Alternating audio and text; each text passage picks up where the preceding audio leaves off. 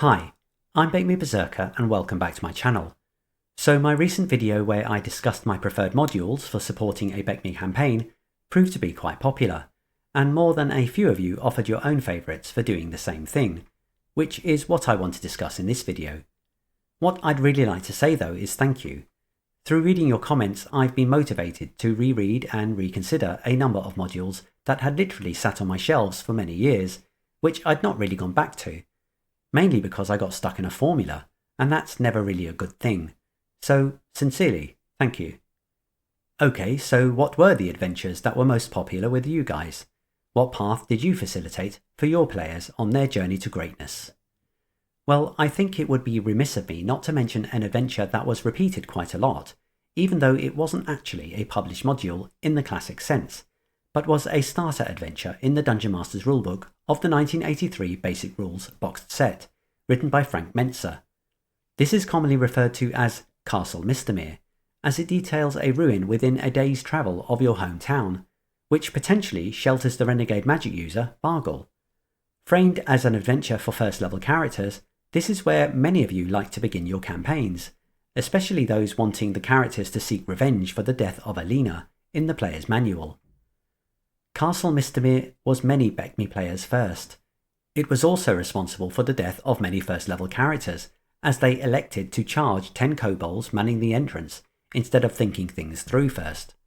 What's interesting about Castle Mistamere is that it was an adventure over 3 dungeon levels, but only the first was populated for you.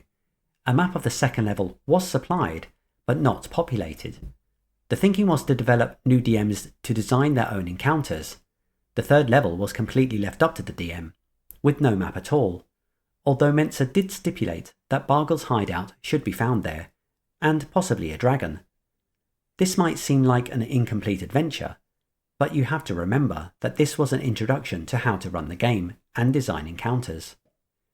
Although Jason Bullman, when working for Paizo, expanded on this adventure in Dungeon Magazine's final edition, with the Kill Bargle adventure, I wanted to give a shout out to a really cool fan-made version of levels 2 and 3 out there by a gentleman called Demos Saklas, presented in the original style which takes advantage of Bullman's design of level 3, but also reworks quite a bit of the adventure to keep the BECMI feel. And of course there's a BECMI Bargle to kill at the end. So Castle Mistamere is now a complete adventure if you want to go and revisit it sometime. I've put a link in the description which leads to the BECMI Facebook group, so some viewers might have to join that first to obtain the file. Turning to actual published modules, a really popular one amongst you was B5, Horror on the Hill, which is for levels 1 to 3. This has a similar premise to Keep on the Borderlands, in that the characters are adventurers residing at a stronghold in the wilderness, Guido's Fort in this case, with the intent to explore a mysterious and monster-infested hill nearby. Although it lacks much detail about the fort, perhaps motivating dungeon masters to come up with their own creations, the adventure is nicely separated into 3 distinct environments. These were the hill, a ruined monastery, and a 3-level dungeon. Horror on the Hill is a tough adventure if your approach is to attack everything on sight. However, it's clear after leafing through it that a certain amount of guile and abstract thinking is needed to keep encounters favouring the survival of the player characters. There's a fair amount of treasure on offer too, so with the 1 gold piece equaling 1 experience point rule, there's opportunity for clever players to climb a couple of levels, especially if there's the option to return to Guido's Fort for training. I have to say that after giving this a read again, it's going to be the next BECMI game I run with my group. Another popular adventure with you guys was X1, the Isle of Dread, for levels 3 to 7. Now this was no surprise to me at all. It's the introductory module to Wilderness Adventure found in the expert rules. But for many it's much more than that. It's got ships, pirates, dinosaurs, dangerous natives, lost treasure, a real mix of Treasure Island by Robert Louis Stevenson and The Lost World by Arthur Conan Doyle, with its mysterious plateau. The Isle of Dread introduced many of us to the concept of the hex crawl, and some players I've run this with were very quick to start thinking about carving out a territory for themselves on some of the surrounding islands. What was hilarious was introducing players to the ability of the Tyrannosaurus Rex to swallow opponents, which didn't always go down so well. Well, maybe it did actually, asked the Tyrannosaurus Rex. The next module is an understated classic, X12 Scadas Mirror by Aaron Alston is a strongly knitted together adventure. Written for levels 5 to 8, it's got mystery, intrigue, and the potential to travel to a strange dimension, which echoes the thoughts of an immortal. Scadas Mirror offers Dungeon Masters the opportunity to develop the land of Karameikos if they are running the game in the BECMI known world. In addition, numerous NPCs are introduced, which expands the network of the characters beyond this adventure.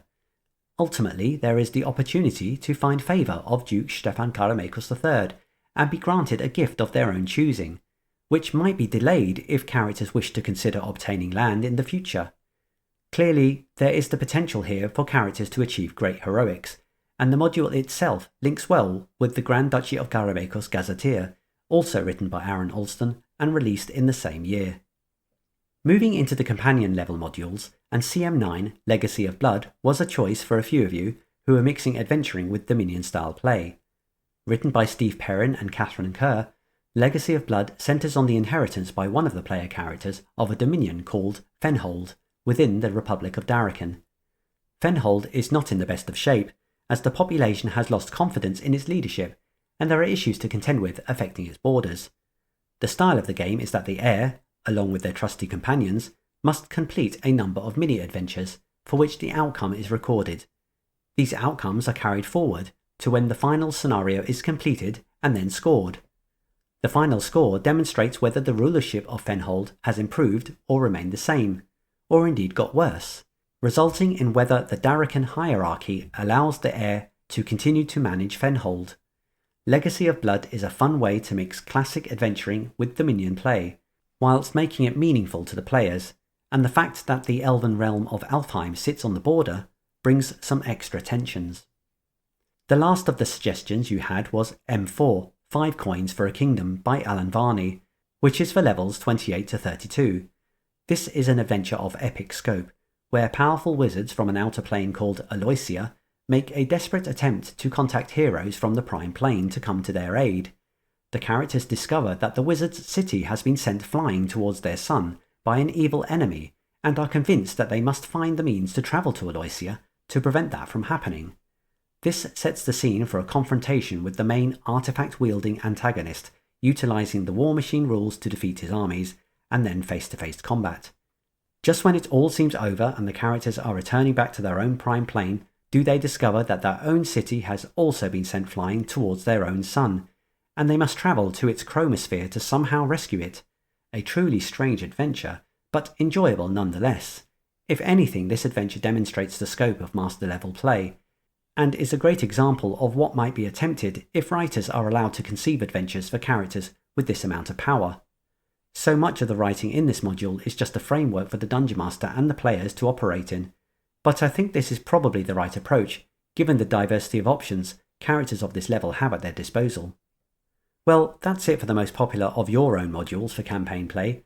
I hope you enjoyed this rather quick video about the different paths you prefer to take with your groups. It just demonstrates to me the great variety of content that is within the BECMI Adventure modules, many of which have a lasting legacy. As you may know, I'm currently doing a series on the gazetteers of the known world, but I also intend to review the BECMI modules, so please watch out for that in the future. Otherwise, thank you for watching. I'm BECMI Berserker, keep making your saving throws, and I hope to see you back here soon.